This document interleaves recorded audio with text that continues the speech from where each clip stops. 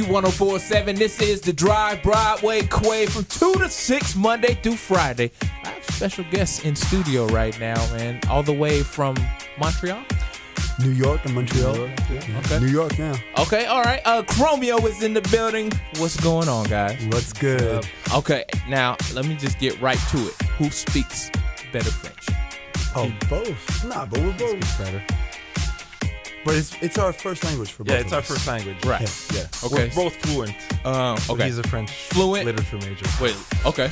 I heard that you're studying for your PhD? Yeah, I mean, I've been for a long time. Everything's on hold now because of this. Right. Yeah. Wait, so do you like to go by Dave or David? Dave, but if you're my grandmother, you can call me David. That's cool. P? P. P words? Okay. Let me think about this. Je parle français juste petit peu. Un petit peu. Un petit peu. There you go. That was all right? Yeah. I'm practicing Rosetta Stone. Yeah. I got it on clearance, so I'm trying to step my French game up though. But and the album is out right now. White Woman. Mm-hmm. White Woman. Mm-hmm. What's behind that? Part of it was that we wanted people to ask us what was behind it. You know? So yeah, it worked. Yeah. I mean, it's a reference. We take a lot of pride into our visuals and all the aesthetics in the band, and we look up to photographers, artists, record covers, and White Women is the title of Helmut Newton's first book, which is a 70s photographer.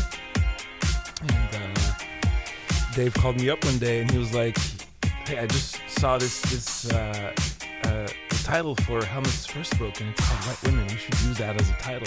To me, it sounded like it would have been like a David Bowie album or like a Van Halen album. Rock You know, music. Yeah. Oh yeah. Okay. I can definitely see that. It would have been funny at that era, so we were like, we should just use it. You know? So, I mean, there's really nothing like it's really nothing about white girls or whatever, Right, nothing right. like that. Like actually, we sort of made it ambiguous on purpose, and that's why like the girl on the album cover is just wearing a white dress. She's not white, but she's wearing a white dress. Right. And so it's like the brides and like that whole theme. But we made it to be ambiguous and kind of like, on purpose so people can ask us. It's like you need those talking points, and we want to talk about all the aspects that fuel our creative process. Right. I gotta ask you guys a question. Now we were talking about the funk, and I noticed that you have Funk Lords on your shirt. Like, who would be 3 funk lords that you guys have paid attention to, past or present, Dope. that have kind of like I don't want to say giving you that sound, but help you to create. I mean, the one and only Box Master Roger Troutman. Okay. Is out. Dope. number one one on the list. Quick, DJ Quick. Because we're too young to have lived in the Zap years. Right. Yeah. So what we discovered first was Quick. Right. Yeah.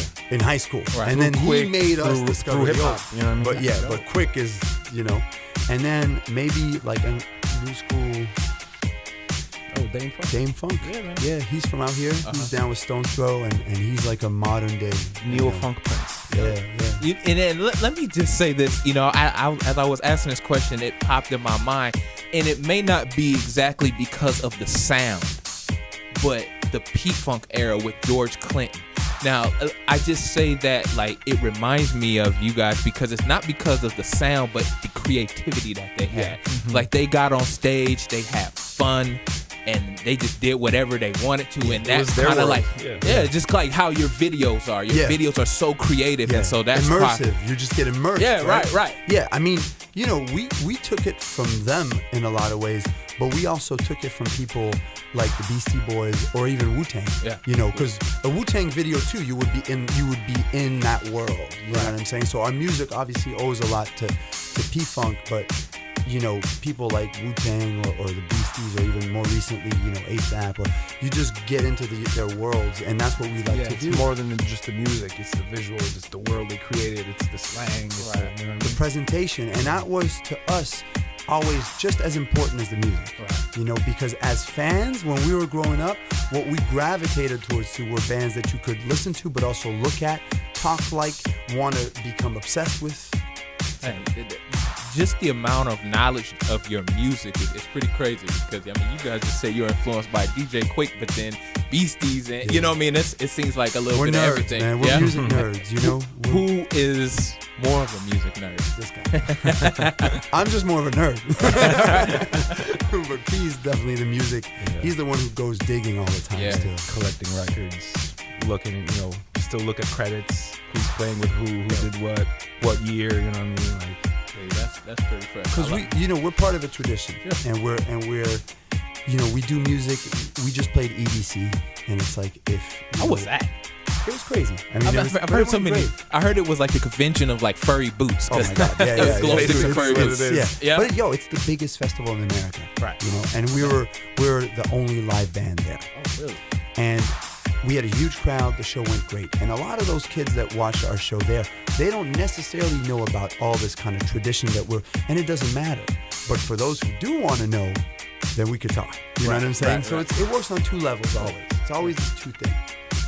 Everybody have seen this has millions of hits when you were with Daryl Hall. Yeah. I mean, that was on another level. Yeah. So with that said, if you guys could get on with Quick, that would be an amazing thing. That'd be dope. Yeah, but you know what we would do probably? We just spend the first day just talking. Because we got so many questions for him. And he's a nerd too. I know. He's a nerd. He's a studio nerd. Yeah. We would talk. I know no work would get done on the first day. Synth talk, talkbox. Yeah. He's a great talkbox player too. Yeah. He's a genius. All those guys, I mean, the level of musicianship out here, we're from the East Coast, but we grew up listening to that lowrider, Yeah. And so when we come here, it's just like, wow, it's a pilgrimage. Right. We always call it, at least, I don't know if anybody else call it, I'll call it shook-a-thump. Like it's just that shook-a-thump, boom, boom, boom, now. Shook-a-thump. See, but you hear it, right? Shook-a-thump. So we always call it shook-a-thump. Shook-a-thump old school. Like that's how we always roll. Crazy. Because you hear it. You can hear that shook-a-thump. Yeah. So yeah, by all means, you guys use that. I would love to for you guys to use that. I wish she'd get a seat, but she only cares when she's got the time. And I fret so much about her loving.